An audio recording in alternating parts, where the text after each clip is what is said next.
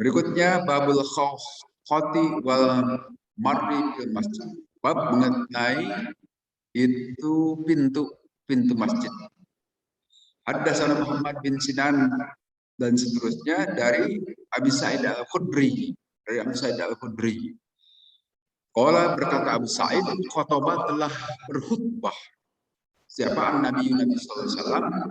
Faqala maka bersabda Nabi, Innallaha sesungguhnya Allah khayyar memilihkan Allah abdan seorang hambanya baina dunya antara dunia wa bainama dan antara perkara indahu yang ada di sisi Allah. Fakhtaru maka memilih si hamba itu ma terhadap perkara indallah di sisi Allah. Maka nangislah siapa Abu Bakar radhiyallahu anhu.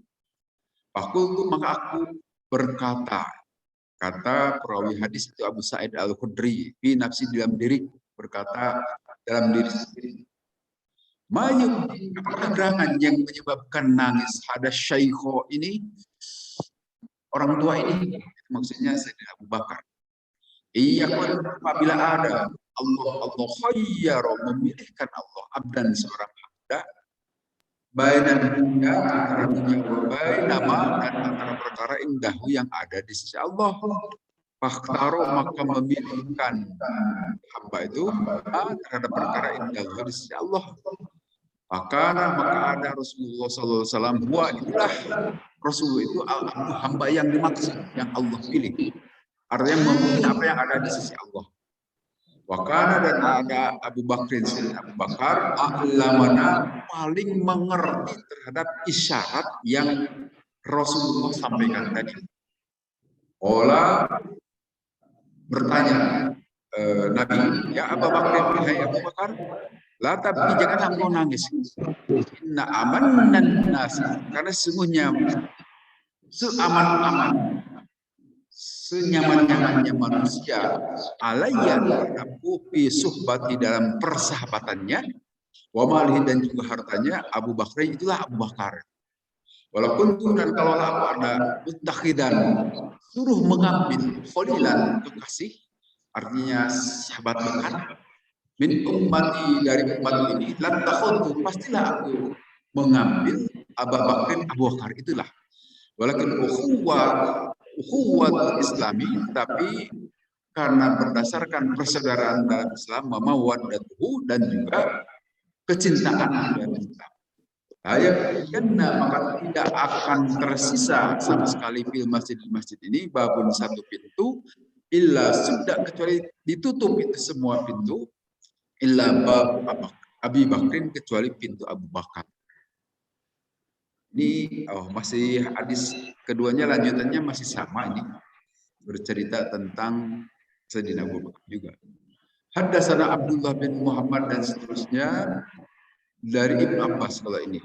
Qala berkata Ibnu Abbas, kharaja telah keluar Rasulullah SAW bimaradihi dalam keadaan sakit beliau alladzi mata fihi, yaitu yang menyebabkan beliau meninggal dengan sakitnya itu. Asiban sambil menutupi roksahu kepala Rasul beliau bihir kotin dengan satu kain. Aku ada maka duduk Rasulullah ala mimbari di atas mimbar masjid itu saja. Fahamidah maka Rasulullah memuji Allah kepada Allah wasna dan juga ngalam alaihi terhadap Allah. Kemudian bersabda Rasulullah, innahu sesungguhnya laisa minan nasi tidak ada dari manusia itu dari orang-orang ahadun seseorang pun amanna yang lebih aman yang lebih nyaman alayya aku fi nafsi dalam dirinya sendiri wa malihi dan dalam hartanya bin Abi Bakr bin Abi Kuhafah dibanding dengan Abu Bakar bin Abi Kuhafah. Walaupun tuh dan kalau aku ini ada mutakhidan yang harus mengambil minannasi dari manusia kholilan kekasih sahabat dekat latakhudtu maka tidaklah maka pastilah aku akan mengambil menjadikan Abu Bakar itu kholilan sebagai teman sangat dekat. Walakinna khullata Islam tetapi sebenarnya persaudaraan Islam itu lebih afdal lebih utama. Suddu, tutuplah oleh kalian ila khotin, setiap pintu di hadal masjid, di masjid ini goel khoti Abi Bakrin, kecuali pintu Abu Bakar. Ini hadis memberitakan kepada kita mengenai kelebihan Sayyidina Abu Bakar di hadapan Nabi Sallallahu Alaihi Wasallam, dan juga memberitakan perihal sangat pekatnya Sayyidina Abu Bakar mendengar atau menangkap isyarat berita yang disampaikan oleh Nabi. Dan juga ini memberikan berita kepada kita kepantasan Abu Bakar menjadi khalifah pengganti Nabi. Jadi banyak informasi yang bisa kita maknai dari hadis ini. Tadi mengenai Nabi SAW bersabda beliau menyatakan bahwa sebenarnya Allah itu akan memilihkan seorang hamba antara dunia dan apa yang ada di sisi Allah. Artinya memilihkan itu, silahkan engkau pilih, mau milih dunia atau milih apa yang ada di sisi Allah. Nah, Abu Bakar Siddiq saat itu, beliau itu menangkap makna itu. Tentu yang dimaksud yang akan memilih apa yang di sisi Allah itu pastilah Rasulullah. Kita ketahui kan Rasulullah itu dalam sejarah hidupnya sangat sederhana sekali. Padahal beliau itu sebagai kepala negara, kepala pemerintahan, dan pada akhir-akhir di Madinah itu boleh dikatakan ghanimah, rampasan perang, kekayaan yang sudah dikumpulkan oleh kaum muslimin. Artinya Rasulullah juga kalau mau berhidup mewah bisa, banyak yang dikumpulkan saat itu oleh kaum muslimin melalui salah satu yang sangat besar itu adalah penaklukan atau perang melawan tentara Romawi. Kita tahu Romawi itu kan sangat besar, 200.000 pasukan, pasti perlengkapannya juga banyak. Tapi bisa dikalahkan oleh pasukan kaum muslimin yang tidak sampai ratusan ribu, puluhan ribu saja. Nah, saat itu bisa memenangkan, dan kekayaan yang dibawa ke Madinah itu demikian banyak. Tapi tidak dimakan sendiri oleh Rasulullah. Ya, sebagaimana kita ketahui, nanti aturan main untuk ghanimah itu memang dibagi-bagi. Walaupun dalam Al-Quran disebutkan 1/5-nya untuk Allah dan Rasulnya. Nah, tentu yang maksud di sini 1/5 itu Allah dan Rasulnya, ujung-ujung Allah Rasul dijadikan perbendaharaan negara untuk semacam JPS lah kalau sekarang mungkin, jaring pengaman sosial, untuk kepentingan umat juga, dan tidak dijadikan untuk kepentingan pribadi. Padahal saat itu istri-istri beliau, istri-istri Rasulullah itu menginginkan, loh, kenapa Rasul tidak kita gunakan saja? Sampai ada cerita di surat Al-Ahzab, istri-istri Nabi itu menginginkan kekayaan itu. Ya maklum, yang namanya manusia siapapun begitu kan, senang terhadap harta dunia itu sesuatu kewajaran, termasuk istri-istri Nabi. Tapi Rasulullah tidak begitu, tidak menginginkan sampai-sampai nanti ada peristiwa peringatan dari Allah, boleh diceraikan saja itu, tapi tidak jadi. Artinya dalam hal ini, apa yang diisyaratkan oleh hadis ini menyatakan ada hamba yang memilih dunia dan memilih apa yang di sisi Allah. Sayyidina Abu Bakar saat itu langsung nangis, karena beliau tahu bahwa tentu yang dimaksud di sini adalah Rasul itu.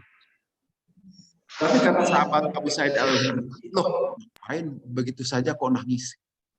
Nah, kita tahu Sayyidina Abu Bakar itu seseorang yang sangat peka, yang kalau membacakan ayat Quran itu langsung nangis. Ya, kalau beliau mengimami, jadi imam, membaca ayat Quran itu sambil nangis, karena sangat tersentuh. Kalau Abu Bakar ya wajar, beliau orang mengerti bahasa Al-Quran, kan. Jadi kalau membaca Al-Quran itu dimaknai, dihayati, apalagi yang terkait dengan kejadian-kejadian yang mengerikan, beliau mengerti, langsung menangis, wajar. Nah, beliau kalau mengimami suka sambil nangis. Ini juga sebagai satu dalil bahwa tidak apa-apa sambil mengimami, karena mengerti terhadap apa yang dibaca itu kadang-kadang sampai dia menangis. Itu biasa yang dilakukan Sayyidina Abu Bakar. Tapi Nabi SAW tidak, karena tadi sangat peka, terlalu perasa barangkali Sayyidina Abu Bakar itu. Nah, kemudian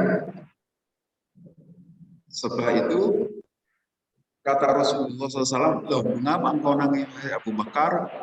Engkau itu sebetulnya sehebat-hebatnya atau sedekat-dekatnya di antara manusia yang aku jadikan sebagai sahabat. Beliau itu sesungguhnya mertua Rasulullah, tetapi mertua sekaligus sebagai teman dekat. Mertua Rasulullah SAW, engkau jangan nangis wahai Abu Bakar, engkau lah orang yang aku pilih sebagai teman yang sangat dekat. Nah, kita tahu juga saat Nabi SAW sakit keras, kemudian beliau tidak bisa masuk, tidak bisa datang ke masjid. Nah, pada saat itu beliau menunjuk Sayyidina Abu Bakar untuk menjadi imam. Nah, ini juga isyarat bahwa nanti pengganti Nabi SAW itu adalah Sayyidina Abu Bakar. Sehingga dalam hal ini sangat aneh kalau ada kaum Syiah yang tidak setuju terhadap kekhilafahan Sayyidina Abu Bakar, bahkan mengkafirkan Sayyidina Abu Bakar.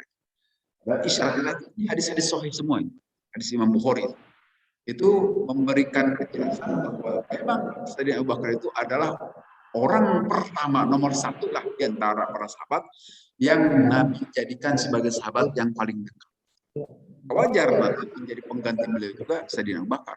Ini hadis sahih. Kuat ini dari berbagai sisi.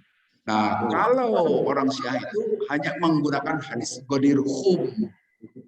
Hadis Ghadir Khum itu adalah hadis yang dinyatakan memang ada di dalam hadis Bukhari juga, hadis Ghadir Khum itu yang terjadi pasca pelaksanaan ibadah haji wada. Nabi SAW pulang dari Mekah, kemudian singgah dulu di Ghadir Khum. Ghadir Khum itu nama tempat. Nah, di situ memang singgah dulu. Ada dalam hadis-hadis yang diriwayatkan oleh Ahlus Sunnah wal Jamaah juga.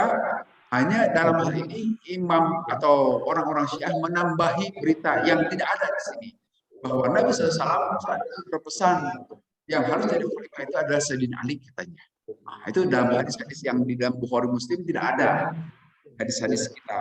Tetapi mereka mempunyai keyakinan ada pesan Nabi seperti itu, wasiat.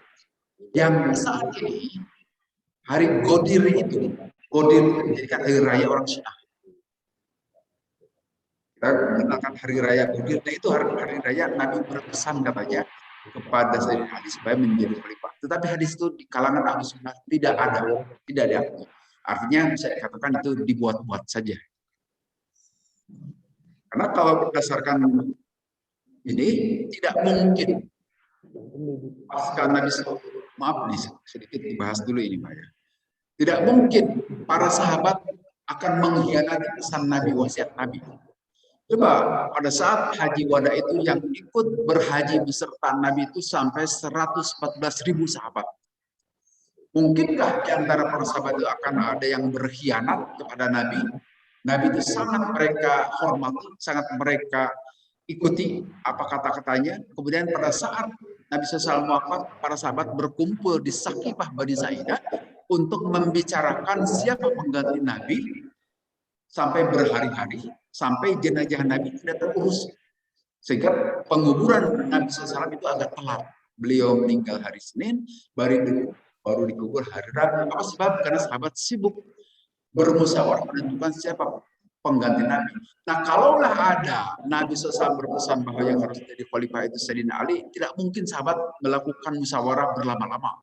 Pasti semua sepakat, hari ini kan sesuai dengan pesan Nabi, harusnya Sayyidina Ali. Tapi satu orang sahabat pun yang berkumpul satu tidak ada yang mengatakan bahwa Nabi pernah berwasiat.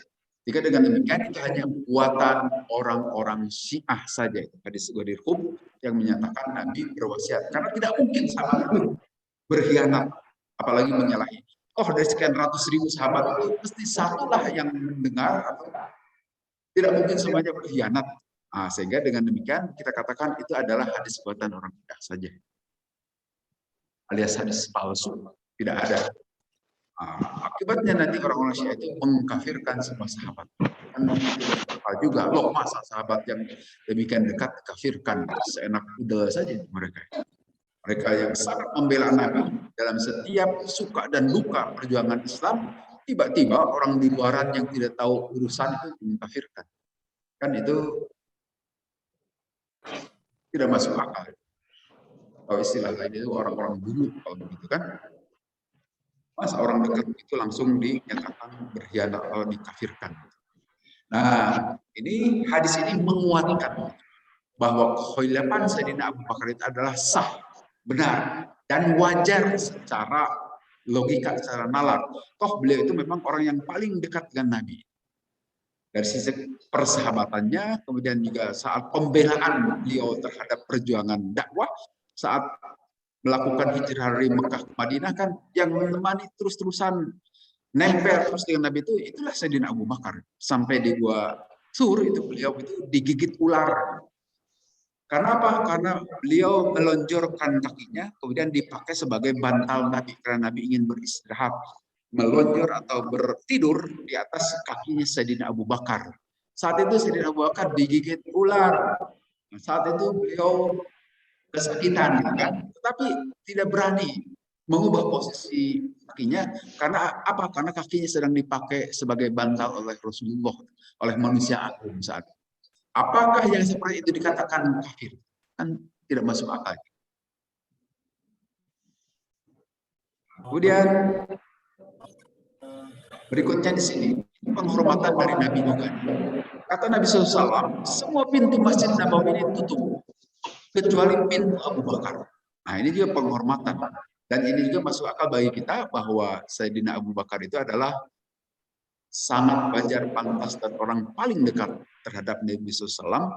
Karena semua pintu-pintu kita tahu kan sekarang juga ada di Masjid Nabawi itu, di bagian depan itu, di situ ada tulisan Babu Abi Bakrin, ada Babu Umar, pintu Abu Bakar, pintu Umar. Diperhatikan di atasnya ada tulisan itu.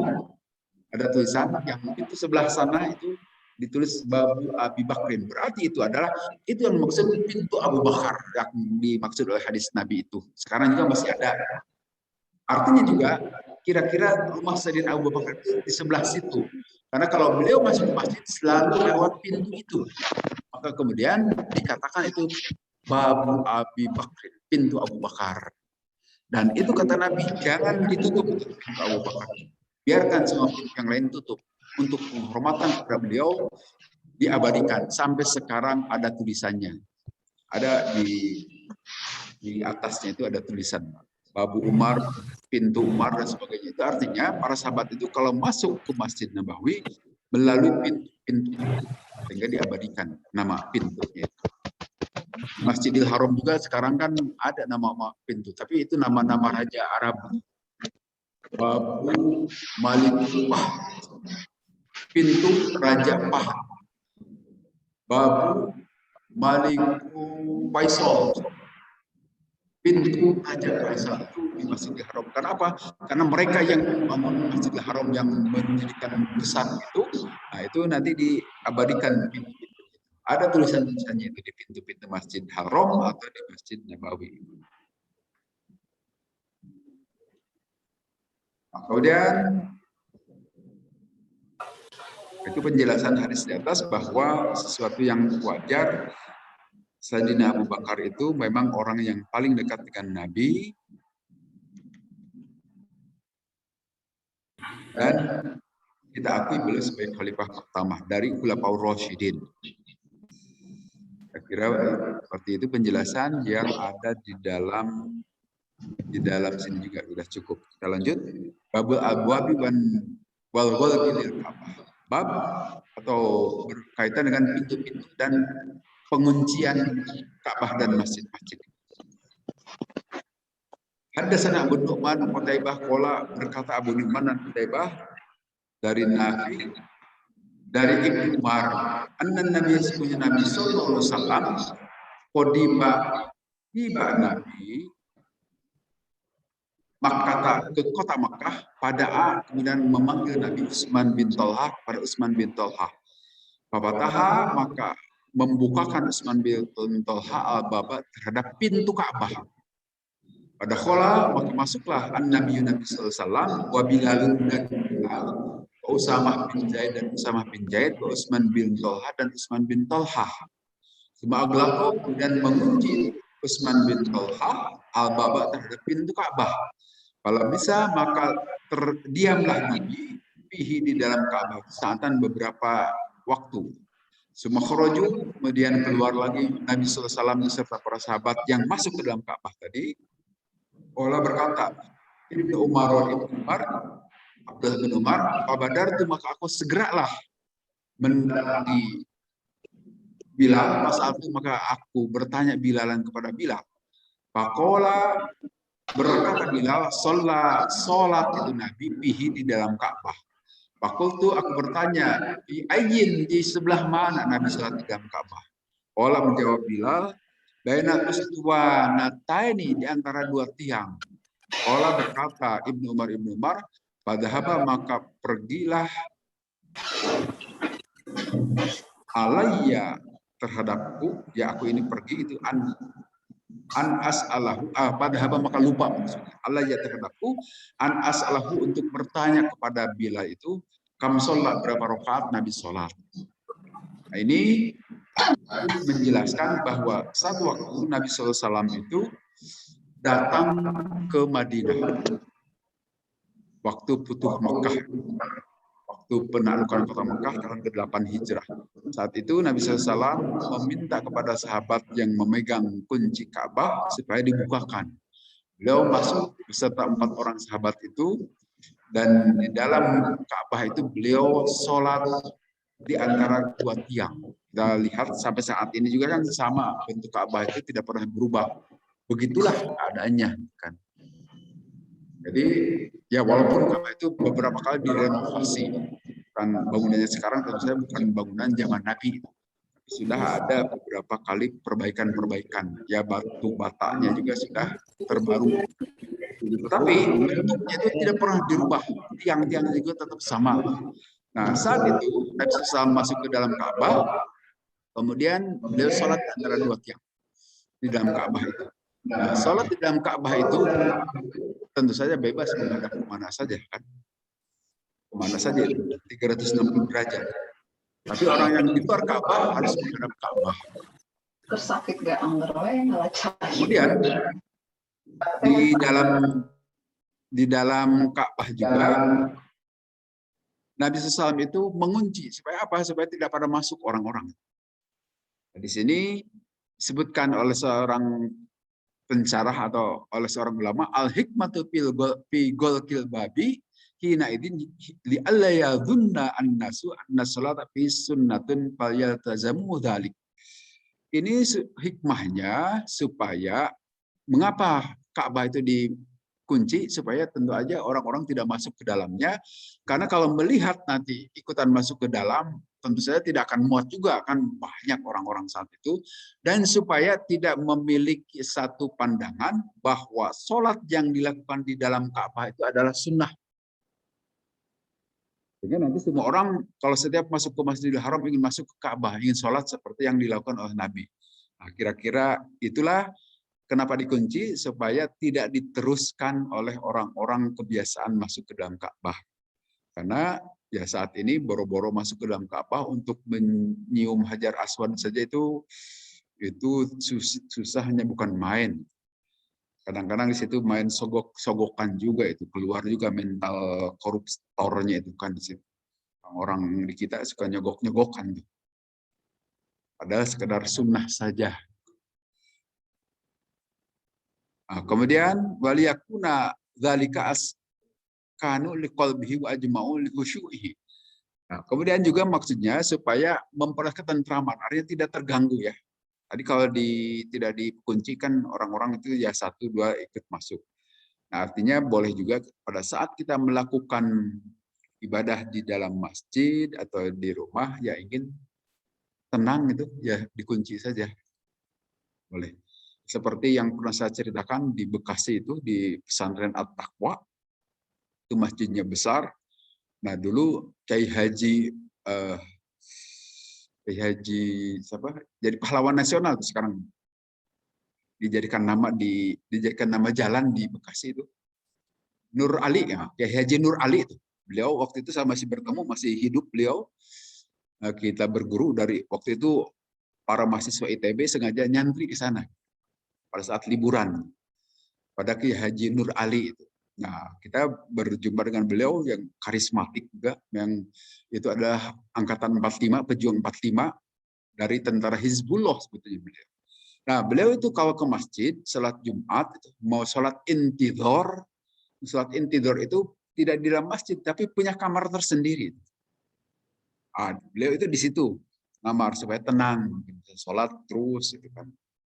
Sholat intidor kan sebelum sholat Jumat dimulai, kita disunnahkan sholat intidor namanya, sholat nunggu. Terus saya sholat sampai khotib naik mimbar. Ya tentu saja ini sunnah, bagi yang mau silahkan terus sholat, yang tidak juga tidak apa-apa. Hanya saat itu sebaiknya tidak banyak gangguan supaya tenang, gitu kan. Silahkan sholat, jangan terlalu berisik-berisik suaranya. Termasuk pengumuman masjid, nanti aja menjelang mau khotib khutbah itu umumkan. Tapi sebelum itu jangan diganggu orang-orang yang mau sholat intidor. Biarkan supaya tenang. Bagusnya gitu, nanti perhatikan ya, seperti kalau sebelum banyak orang silahkan suara itu dikumandangkan suara orang ngaji. Tapi kalau sudah banyak orang dan mulai sholat intidor, dikecilkan aja atau dimatikan saja. Supaya tidak mengganggu orang yang sholat. Karena itu memang liyakuna dzalika askanu liqalbihi wa ajma'u lihusyu'ihi. Itu maksudnya. Supaya memberi ketenangan ke hati dan mengumpulkan kehusyuan. Maka karena itu baca Quran juga pada saat ada orang yang sholat jangan terlalu keras supaya tidak mengganggu. Kemudian wakila dan juga dikatakan faidatu dzalika, faidahnya itu juga kenapa dikunci tadi at-tamakkun minas shalah, supaya dalam keadaan tenang fi jami' jihatiha, supaya yaitu khusyuk tadi kembali. Karena salat karena sesungguhnya salat ila jihatil babi, ke arah pintu, wa huwa maftuhun, pada pintunya dalam keadaan terbuka, la tasihu, tidak sah. Ini perlu diperhatikan, tapi ini bukan hadis ini. Ini hanya penjelasan dari pensyarah hadis ini dari Ibnu Hajar Al-Asqalani. Sesungguhnya sholat ke arah pintu yang pintunya itu terbuka tidak sah. Hati-hati. Ya, untung kita tidak ada pintu di depan ini. Nah, ini kalau di rumah, kan. Karena kalau di rumah itu memang kalau kita sedang sholat sunat, kemudian ada yang ngetuk-ngetuk, saya ingin masuk, nah itu boleh kita bukakan itu. Buka sambil dalam keadaan sholat. Boleh dibuka, tapi tutup lagi. Sekadar untuk masuk. Tapi kalau pintunya terbuka terus, menurut Ibnu Hajar Al-Asqalani tidak sah sholatnya. Tapi ini sekali lagi, ini hanya pendapat saja. Bukan pernyataan Nabi. Artinya boleh tidak setuju juga. Gitu.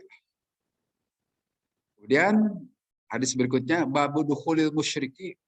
Bab terkait dengan masuk seseorang yang musyrik ke dalam masjid. Haddasan Qutaibah, Haddasan dan seterusnya dari Abi Sa'id. Sesungguhnya Abu Sa'id mendengar Abu Hurairah ke Abu Hurairah, yaqulu berkata Abu Hurairah, Ba'asa telah mengutus Rasulullah SAW khoilan ke pasukan kuda. Kibala Najdin ke arah Najd. Fajaat maka datanglah itu khoil tadi pasukan kuda birojulin dengan seseorang laki-laki min Bani Hunaifah dari Bani Hunaifah. Yuqalu lahu Sumamah bin Usal. Namanya Sumamah bin Usal. Parobatuhu maka mengikat itu para sahabat terhadap Sumamah bin Usal bisa riatin di salah satu tiang bin sawaril masjid, dari tiang-tiang masjid. Ini hadis ini sebetulnya sudah disampaikan pada Sabtu 2 pekan yang lalu. Artinya di sini para sahabat melakukan ekspedisi keluar, kemudian masuk ke Bani Hunaifah. Pemimpin Bani Hunaifah itu ditawan. Kemudian dibawa ke Madinah, setelah di Madinah bingung mau ditempatkan di mana nih. Karena belum ada rumah tahanan kan di Madinah saat itu. Ya memang tidak ada zaman Nabi. Nah, tempatnya itu ditempatkan di masjid saja. Supaya tidak kabur itu diikat, gitu, dicangcang di masjid itu, Pak. Padahal Sumamah bin Usal ini orang kafir. Bolehkah orang kafir masuk ke dalam masjid? Itu yang jadi persoalan di sini. Nah, di sini fidukhulil musyrikil masjidah madzahib. Perihal masuknya orang-orang musyrik ke dalam masjid itu ada sejumlah pendapat. Fa'anil Hanafiyati al-jawaju mutlaqan. Menurut madhab Hanafi boleh, tidak apa-apa orang musyrik masuk ke dalam masjid. Mutlaqan secara mutlak. Silahkan saja masuk ke dalam masjid. Toh dulu juga Nabi SAW suka menerima tamu-tamunya di masjid. Seperti orang-orang Kristen Najran. Demikian juga orang-orang Yahudi itu suka diterima di Masjid Nabawi. Nah, kemudian kalau Imam Malik, wanil Malikiyah menurut Imam Malik, madhab Maliki, wal Muzani dan Imam Muzani, alman mutlaqan, tidak boleh orang-orang musyrik masuk ke dalam masjid. Jadi bertentangan sekali, madhab Hanafi itu membolehkan secara bebas, tapi madhab Maliki itu justru melarang juga secara mutlak. Kemudian dari wanis Syafi'iyati, menurut Imam Syafi'i, at-tafsiru bainal Masjidil Haram wa ghairihi lil ayah. Nah, harus dibedakan antara menurut madhab Syafi'i itu antara Masjidil Haram dan selain Masjidil Haram. Dalam madhab Syafi'i begitu, kalau ke dalam Masjidil Haram haram orang musyrik masuk ke dalam Masjidil Haram. Jangankan ke dalam Masjidil Haram, tanah haram aja, tanah Mekah itu tidak boleh orang-orang kafir itu masuk ke dalam kota Mekah dan kota Madinah. Jadi Haramain, dua tanah haram itu kota Mekah dan Madinah itu ada batas-batasnya itu, Pak. Jadi kota Mekah itu tidak semua kota Mekah tidak boleh dimasuki oleh orang-orang kafir, tapi hanya pada batas-batas tertentu. Seperti Bapak Ibu yang sudah haji mengenal atau yang sudah umroh mengenal itu Tan'im. Tan'im itu kan ada di kota Mekah, tetapi itu bukan termasuk tanah haram. Artinya boleh dimasuki oleh orang kafir itu.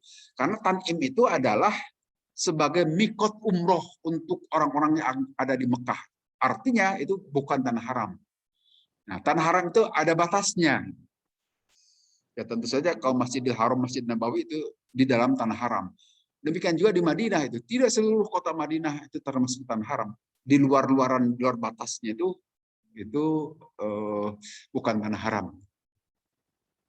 Nah, menurut madhab Syafi'i itu adalah haram mutlak, orang-orang musyrik itu masuk ke dalam Masjidil Haram dan Masjid Nabawi.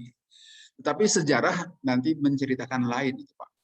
Tidak sedikit orang-orang musyrik, katakanlah di sini, yang pernah masuk ke Masjidil Haram. Salah satunya yang kita saksikan adalah Senukor Gronje, itu orang Belanda yang dahulu menyamar jadi seorang kiai di Jawa di sini, mengubah namanya menjadi Kiai Abdul Ghaffar. Abdul Ghaffar sampai menikah dengan salah seorang santri yang ada di Indonesia ini. Kemudian dia itu pergi haji. Apa maksudnya? Bukan untuk melakukan haji, tapi untuk mempelajari Islam itu bagaimana, kan? Ingin mempelajari dalam rangka ingin mengalahkan Aceh waktu itu, sedang perang Aceh kan. Yang saat itu Aceh itu salah satu tempat yang sulit ditaklukkan oleh Belanda. Nah, salah satunya Belanda itu mengundang pakar keislaman itu Senukor Gronje. Tapi Senukor Gronje itu baru tahu ilmunya saja, Islamolog saja dia. Baru tahu ilmu-ilmu keislaman, belum tahu bagaimana perilaku umat Islam. Nah, untuk mempelajari perilaku itu diundanglah ke Indonesia Senukor Gronje itu.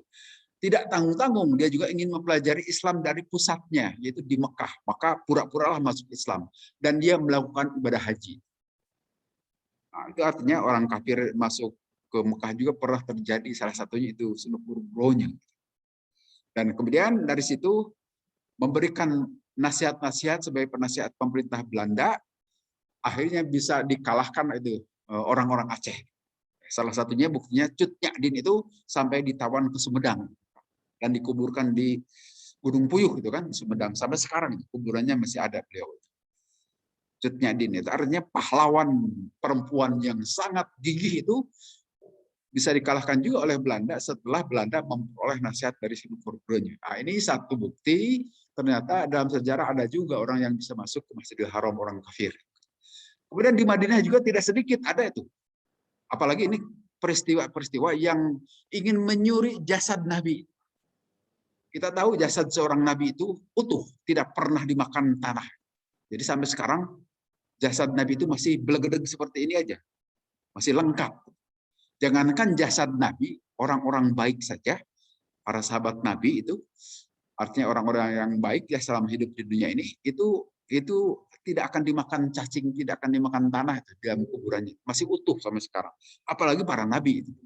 Nah, saat itu ada delegasi pada saat perang salib, kan orang-orang Eropa itu ingin mencoba mengalahkan tentara Islam. Nah, sekarang tokohnya saja kita curi. Saat itu dari tentara salib itu mengutus 2 orang, ya tentu saja orang-orang yang beragama Nasrani saat itu. Curi itu jasad Nabi, bawa ke sini, bawa ke Eropa, karena diyakini jasad Nabi itu masih utuh, masih bisa dilihat saat ini. Nah, saat itu mencoba masuk dan melakukan penggalian terowongan, dikorek tanah, dia menyewa rumah di sekitaran Masjid Nabawi itu, dan seperti biasa suka masuk juga ke Masjid Nabawi. Tetapi nanti Allah menyelamatkan jasad Nabi dengan cara penguasa saat itu bertemu mimpi dengan Nabi SAW. Nabi memberikan isyarat kepada penguasa yang menguasai Madinah saat itu, saya dalam keadaan bahaya, tolong itu diamankan itu. Jadi Nabi dalam mimpi memberikan perintah kepada penguasa yang menguasai Madinah saat itu supaya mengamankan, kalau tidak salah, Sultan Nuruddin Al-Janki penguasanya. Ya memang beliau tidak tinggal di Madinah, hanya Madinah dalam kekuasaan beliau saat itu. Nah, saat itu Nuruddin Al-Janki itu setelah bertemu dengan Nabi dalam mimpi, pergi ke Madinah. Nah, setelah di Madinah, beliau mengadakan sayembara pembagian zakat, sedekah di Masjid Nabawi dengan tujuan ingin melihat orang yang diperlihatkan oleh Allah saat mimpinya. Ini orang yang akan mencuri jasad Nabi itu. Nah, saat itu 2 orang tadi, orang-orang dari Eropa itu tidak terlihat. Nah, Sultan Nuruddin Az-Zanki berkata, siapa lagi orang yang belum dapat hadiah dari saya ini, dari sedekah dari saya? Udah semua wahai Sultan. Kata Sultan, belum, nampaknya masih ada. Nah, akhirnya dicarilah 2 orang ini ketemu dan akhirnya dihukum mati. Jadi sejarah juga membuktikan ada juga beberapa orang. Apalagi kita tahu kan bahan-bahan bangunan Masjid Nabawi maupun Masjidil Haram itu marmer dari Italia itu. Marmer dari Eropa. Mungkin satu waktu ada juga yang masuk. Hanya di sini Allah tetap akan mengamankan. Tidak akan kecurian sampai mutlak. Tetap Allah mengamankan. Karena apa? Ya sudah sebut tanah haram. Maka karena itu, kalau kita ada di kota Mekah, Madinah, harus selalu keadaan suci. Tanah haram itu maksudnya bukan haram seperti haramnya babi tidak boleh dimakan. Artinya suci. Suci, sehingga kalau kita saat itu tidak suci, nah itu suka langsung ada balasan ini. Katakanlah berbohong itu langsung itu dapat balasannya itu. Saya kira yang sudah pernah berhaji itu punya pengalaman sendiri-sendiri itu mesti saja. Seperti misalnya begini, saya dengan rombongan ke Masjidil Haram. Kemudian nanti saat udah saya nggak usah ikut rombongan lagi, nanti pulangnya saya tahulah hafal itu. Nah, kata-kata seperti itu nanti silakan buktikan pada saat pulang itu nyasar biasanya. Karena ada unsur-unsur apa? Jumawa itu. Unsur-unsur merasa wah saya kayak ada unsur-unsur kesombongan. Nah, itu begitu pulang itu nyasar ke kemana? Nggak ketemu itu tempat tinggal itu. Kalau disertai dengan rasa saya juga masih muda, masih tahulah kira-kira jalannya itu. Silahkan buktikan. Langsung dibalas biasanya di tanah haram itu. Kemudian kita lanjut babu robis sauti bil masjid. Bab berkaitan dengan meninggikan suara di dalam masjid. Haddasan Abdullah, Ali bin Abdullah dan seterusnya dari Sa'ib bin Yazid. Qala berkata Sa'ib bin Yazid, kuntu ada aku qaiman sedang berdiri di masjid di dalam masjid, fasobani maka ada yang melempar dengan kerikil kepadaku rajulun seseorang. Wanadortu maka aku melihat kepada yang melempar itu, faidan maka saat itu Umar bin Khattab. Pakola maka berkata Umar bin Khattab, idhab pergilah engkau hai Sa'ib Pak Tini, kau datanglah kepadaku bihadaini dengan dua orang laki-laki ini. Pagi itu maka aku datang kepada Sayyidina Umar bima membawa dua orang laki-laki yang dipesan oleh Sayyidina Umar. Qala kemudian berkata Sayyidina Umar bertanya, "Man antuma? Siapa kalian berdua ini?" "Oh min aina antuma?" Atau kalian berdua ini berasal dari mana? Qala menjawab dua orang laki-laki tadi, "Min ahli Thaif, saya berasal dari Thaif, wahai Umar."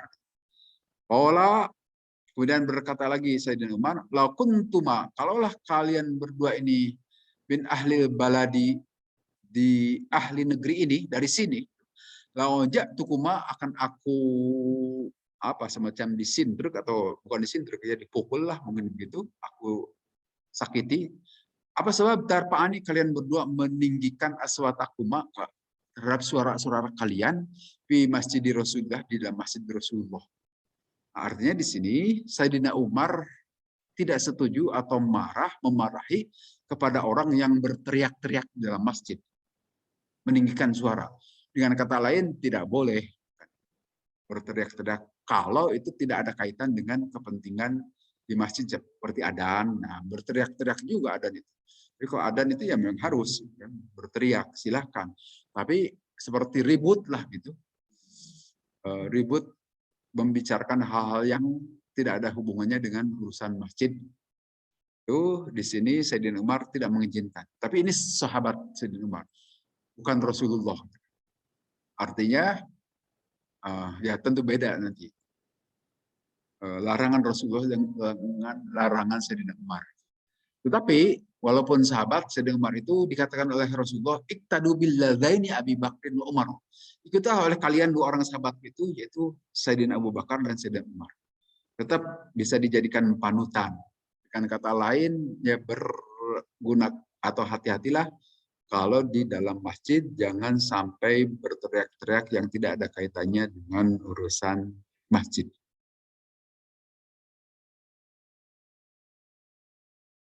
Dalam penjelasan lain disebutkan begini. Karena ada Sayyidina Umar, yaqulu berkata Sayyidina Umar, la tuksiru, janganlah kalian membanyakkan al-laghato, kesalahan. Pada khola maka masuklah itu Sayyidina Umar al-masjid ke dalam Masjid Nabawi, tentu yang maksud. Faidan pada saat itu itu Sayyidina Umar birojula ini mendapatkan dua orang laki-laki. Qadir tapaat sungguh telah meninggikan aswatahuma terhadap dua suara-suara kedua orang laki-laki itu. Faqala maka berkata Sayyidina Umar, "Anna masjidana, sebenarnya masjid kita semua ini, hada ini Masjid Nabawi, la yurfa'u, tidak boleh ditinggikan fihi, di dalam masjid itu as-sautu, suara." Sayyidina Umar juga dalam riwayat lain berkata begitu langsung kepada dua orang yang sedang ada di masjid yang berteriak-teriak. Tetapi hadis yang lain sebagaimana pernah disampaikan sebelumnya disebutkan begini. Haddatsana Ahmad dan seterusnya dari Ka'ab bin Malik. Akhbarhu mengabarkan Ka'ab bin Malik kepada Abdullah bin Ka'ab.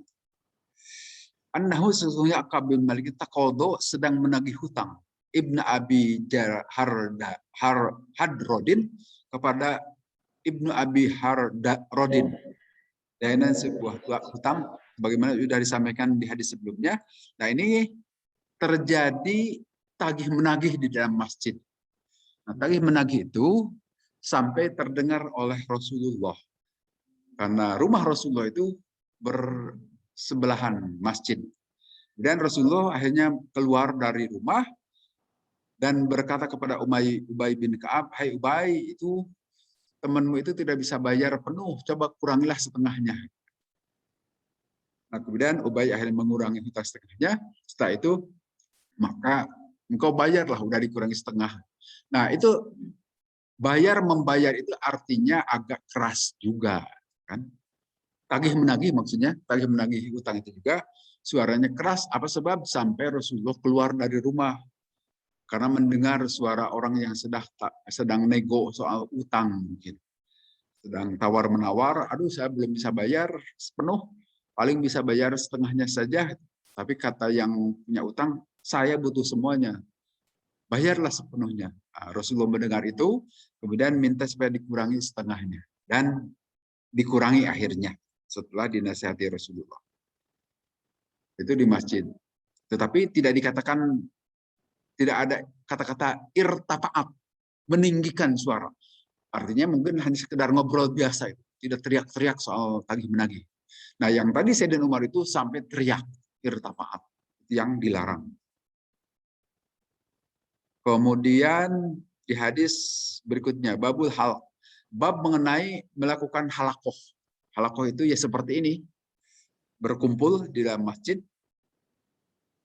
Haddatsana Musaddad, qala, dan seterusnya dari Ibnu Umar, qala berkata Ibnu Umar, sa'ala, telah bertanya rajulun, seorang laki-laki, an-nabiy, kepada Nabi sallallahu alaihi wasallam, bahwa saat itu Nabi al mimbari, di atas mimbar.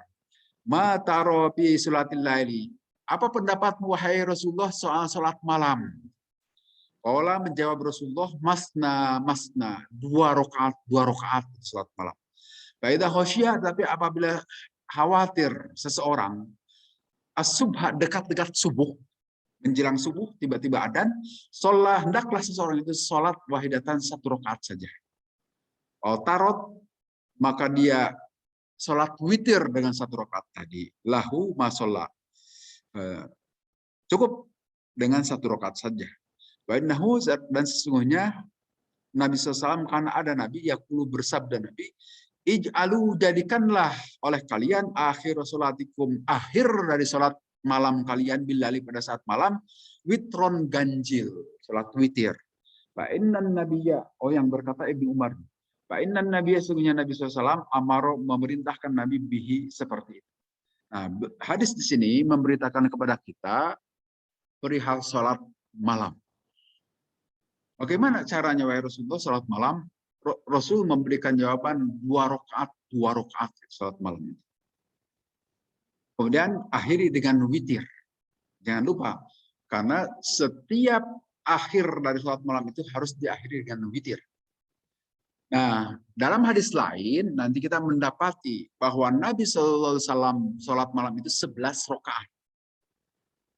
Kalau di bulan Ramadan itu dua kali 5. Diakhiri dengan witir 1 rakaat. Itu sholat tahajud yang biasa Nabi lakukan. Tapi kalau di dalam bulan Ramadan itu 4-4-3. Itu yang kita dapati dalam hadis Bukhari juga. Dalam Bulughul Maram lah yang pernah kita kaji juga. Tetapi dalam hal ini nanti suka ada pendapat ulama kan, pendapat kita. Sholat tahajud itu cukup bisa ada 2 rakaat. Diakhiri dengan witir. Nah, ini berdasarkan hadis ini. Jadi boleh kalau kita juga mau sholat tahajud hanya 2 rakaat saja, ini dasar hadisnya. Memang yang dilakukan oleh Nabi itu karena waktunya leluasa sampai 11 rakaat. Tapi bagi kita yang bangunnya agak telat menjelang subuh, katakanlah subuh itu 4:45 kan ya. Kita baru bangun 4:30, wah waktunya mepet, tinggal 10 menit. Tetapi kita ingin sholat malam, boleh. Cukup saja 2 rakaat tahajud, 1 rakaat witir, 3 rakaat saja. Apa dasarnya ini? Hadis sahih ini, hadis Bukhari. Jadi sholat malam itu boleh 2. Tapi kalau tidak cukup waktunya, cukup saja 2 rakaat, diakhiri dengan witir 1. Tetapi kalau waktunya panjang, ya jangan 2 rakaat atuh. Kok minimalis amat tuh kalau urusan kewajiban. Tapi urusan hak biasanya ingin maksimalis kita itu ya. Urusan itu. Biasalah itu sifat manusia itu umumnya begitu. Urusan kewajiban ingin cari yang kecil-kecil saja, tapi urusan kewajiban hak itu ingin pang banyaknya. Nah, silakan kalau waktunya kita leluasa 11 rakaat. Atau malahan ada yang menyatakan berdasarkan hadis ini juga tidak terbatas, boleh saja, suka-suka saja. Yang penting 2 rakaat. Hanya kalau melihat dari contoh Nabi, beliau itu paling banyak 13 rakaat. Kalau sholat tahajud malam. Walaupun ya bagi kita 13 rakaat dan 11 rakaat itu ya sama-sama saja kan. Tapi Nabi itu bisa sampai setengah malam karena surat yang dibacanya panjang-panjang. 12 rakaat, tapi yang dibaca Al-Baqarah. Panjang juga. Kemudian di hadis berikutnya, hadis terakhir, Haddatsana Abu Numan, ini juga sama mengenai salat malam. Anna rajulan, sebenarnya seorang laki-laki ja'a datang ilan Nabi kepada Nabi SAW, bahwa saat itu Nabi yaktubu sedang khutbah. Faqala, bertanya itu si laki-laki, kaifa salatul laili, bagaimana salat malam wahai Rasulullah? Faqala, maka menjawab Rasul, masna masna, dua rakaat.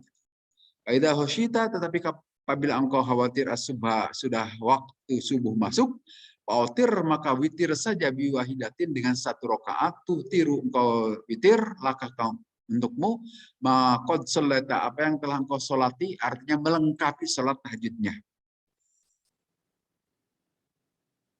Kemudian di hadis terakhir, Haddatsana Abdullah bin Yusuf, qala ahbarun, dan seterusnya dari Abi Waqid Al-Laisi. Qala, berkata Abu Waqid, bainama Rasulullah, pada saat Rasulullah sambil masih di masjid, Faqbala, maka menghadap salah satu nafarin, 3 orang. Faqbala, maka menghadap isnani, 2 orang, ila Rasulullah, kepada Rasulullah, wa dhahaba, dan pergi meninggalkan masjid, wahidun, 1 orang.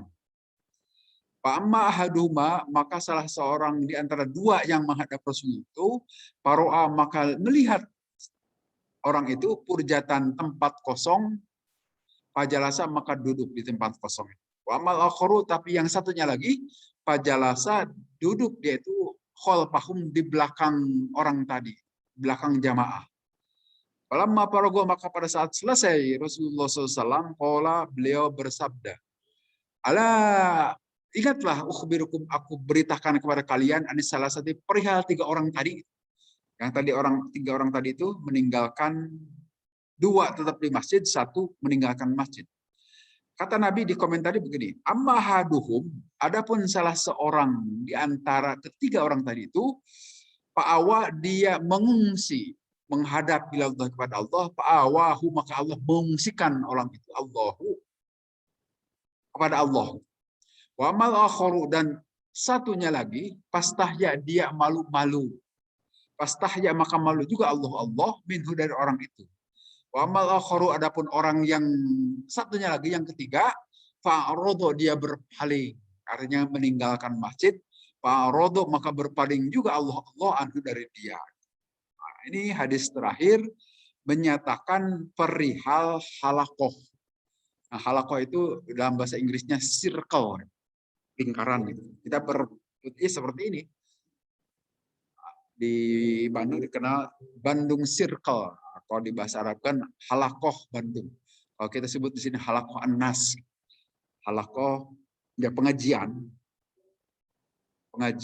An-Nas itu dengan cara, ya, melingkar seperti ini, kita duduk. Nah, saat itu di Masjid Nabawi juga Nabi mengadakan itu. Artinya contoh seperti ini sudah ada sejak zaman Nabi. Melakukan pengajian melingkar seperti ini, berkumpul para sahabat. Hanya saat itu ada 3 orang sahabat yang barangkali tidak biasa ikut. Dikatakan orang yang tidak biasa ikut. Nah, dari 3 orang sahabat itu 3 macam kelakuannya.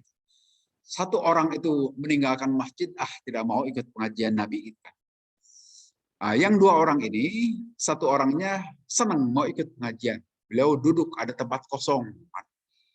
Tapi yang 1 orangnya lagi duduk, hanya tidak di tempat yang biasanya orang tempati, tapi di belakang. Nah, kemudian nanti dikomentari oleh Nabi, ini perilaku 3 orang ini di dalam hadis Nabi. Mengomentari, adapun 1 orang yang duduk menghadap, benar-benar itu ingin ikut pengajian dengan Nabi, itu adalah orang itu setelah menghadap kepada Allah, mengungsi istilahnya.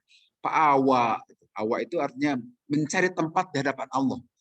Maka dalam Al-Quran suka ada al-ma'wa, itu jannatul ma'wa misalnya. Ma'wa itu surga, tempat tinggal. Nah, artinya orang itu mencari tempat tinggal di hadapan Allah.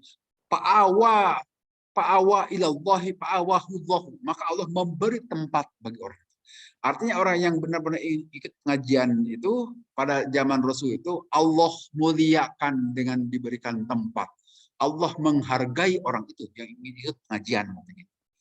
Kemudian orang yang kedua agak malu-malu, itu artinya tidak mau duduk di tempat yang biasanya dipakai duduk oleh kebanyakan orang, dia duduknya di belakang. Nah, orang itu ingin ikut pengajian tetapi agak malu-malu. Nah, maka kata Nabi juga, pastahya Allah. Allah juga malu-malu. Artinya dalam hal ini karena dia malu-malu setengah hati mengikuti pengajian, maka Allah juga akan malu memberikan ilmu kepada orang itu. Jadi tidak akan paham seperti paham orang yang serius ikut ngaji. Nah, itu pastahya, maka Allah juga malu. Nah, dalam hal ini ya bergantung kita dalam hal ini kan. Maka ada hadis lain juga kan, Allah itu bagaimana persangkaanmu. Kalau engkau menyangka bahwa engkau itu akan celaka, ya Allah celakakan. Tetapi kalau engkau bersangka kepada Allah, Allah akan menyelamatkan, akan Allah selamatkan juga. Itu yang dalam bahasa kita itu sugesti. Itu tergantung hati kita itu. Bagaimana kita menyangka kepada Allah, aduh Allah ini kau memberikan kesusahan kepada saya, betul-betul akan jadi susah. Tapi kalau kita percaya semuanya akan baik-baik saja di hadapan Allah, sambil kita tawakal kepada Allah, aman-aman saja urusannya. Nah, ini hadis yang menguatkan pernyataan seperti itu. Adapun orang yang ketiga tadi, dia berpaling dari Allah, maka Allah juga berpaling kepada dia. Artinya tidak mau ikut pengajian Nabi saat itu. Keluar saja itu kan, ngapain ikut-ikut pengajian itu mungkin. Toh saya juga paling yang dikaji sekedar itu juga lah. Tahulah, ada perasaan gitu. Maka Allah juga akan berpaling. Dalam arti, ya tadi pemahaman dia tentang agama tidak akan sebaik orang yang suka ikut pengajian. Dan itu akan memengaruhi sikap hidupnya. Nah, ini saya kira memberikan gambaran kepada kita mengenai bagaimana bersikap kepada Allah, atau bagaimana Allah akan memandang kita, tergantung kita memandang Allah. Jadi kembali kepada kita dalam hal ini. Kalau kita serius ingin memperhormat Allah, ya Allah berikan. Tapi kalau kita ogah-ogahan, Allah juga ogah-ogahan memberikan. Kecuali istidraj. Nah, itu lain. Kalau istidraj itu, kita makin menjauh dari Allah, tapi kok segala mudah, segala urusan. Tapi ingat, itu nanti akan dijatuhkan dalam keadaan terhina. Biasanya gitu. Namanya juga istidraj, panyungkun. Itu saya kira penjelasan hadis-hadis yang kita kaji pada hari ini mudah-mudahan memberikan pemahaman yang lebih terhadap kita. Maka kalau ada yang mau didiskusikan Bapak Ibu semua,